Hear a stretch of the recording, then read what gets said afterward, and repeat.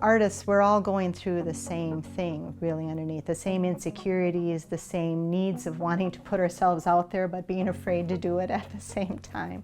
We just have to remember that no matter what we do, there's going to be people that don't like what we do, but there's going to be a lot of people that do, and those are the people that we're here for. My name is Pamela BAAC. I'm a realist artist specializing in portraiture. I concentrate on people and animals, but I also am getting into landscapes and I'm broadening my horizons now, but mainly people and animals. My mother was an artist. She concentrated mostly on ceramics and china painting and landscape painting, small landscapes. And so we had the materials in the house, and I painted on my walls in scrap paper and anything I could get my hands on, and just always drew. A friend of mine and I started a business in the window of our Gamble's department store in Grafton, North Dakota. When I was 19, we started that. And we had people come in for signage and to have their portraits drawn while they sat. And that's how I started doing portraits on the spot. I went to Moorhead State for 1.5 years after that, and during the summers, for about 3 years, I drew portraits live at Trollwood Park.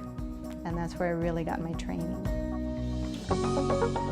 I worked with colored pencil for over 30 years, and it's at this stage, for one thing, I'm ready to move on after 30 years, but for another, it's more comfortable to hold a brush. But during those 30 years, I also did a lot of teaching and worked with a lot of different media while I was teaching. So I worked with airbrush and chalk pastel and pen and ink and watercolor. And anything that a student wanted to learn, they'd come to me privately and say they would like to learn this. And I would, if I didn't already know, I would teach myself the basics so that I can introduce them to it. Right now I'm concentrating on golden open acrylics, specifically that brand. It's very different from standard acrylics. And Cobra oils, which is a water mixable oil.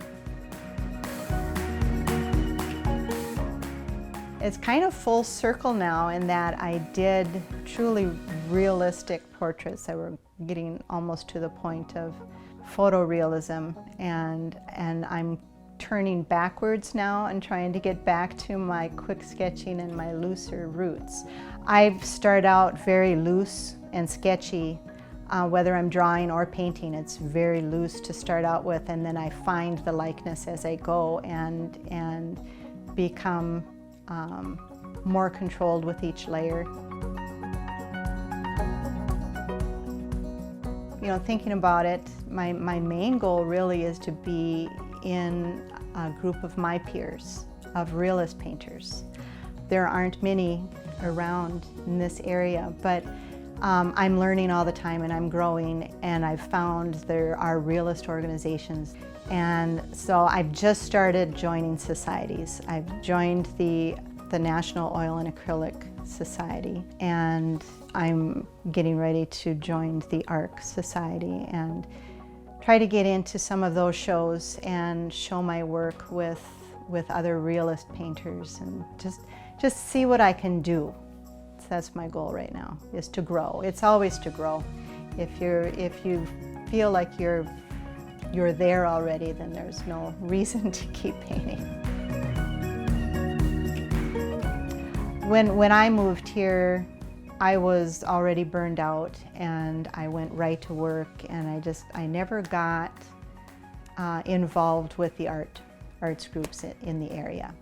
And then when I decided not to do commissions anymore, there was really no reason to join the galleries or anything like that if I wasn't selling anything, because I was kind of floundering for a while. And but I was ready to get out there again. So the Arts Collaborative for me was really kind of what turned everything around. Because at that time, 6 years ago, if you had asked me, and someone did ask me if I could never draw or paint again, what would I do? And I said, you know, I'd be fine with that. I was just done. And the Arts Collaborative introduced me to the grants that were available, and I submitted for an individual grant titled 18 Paintings in 18 Months, because I really wanted to push myself to find a new medium other than colored pencil, to see if I could find a passion for something again. And I got it, and I immediately, it was fantastic, because this grant forced me for 1.5 years to just paint what I wanted to paint and how I wanted to do it. And I didn't really worry about the subject matter. I was playing with media, and it was fantastic. And I found myself again. I really did find myself with that grant. And the Arts Collaborative, I don't think I would have gone for it without their kind of little push, that kick in the butt, that you can do this, and just go for it.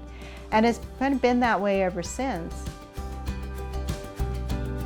My advice to anyone starting out is, well, at any level, is just keep doing what you do. There is no one right way of doing anything.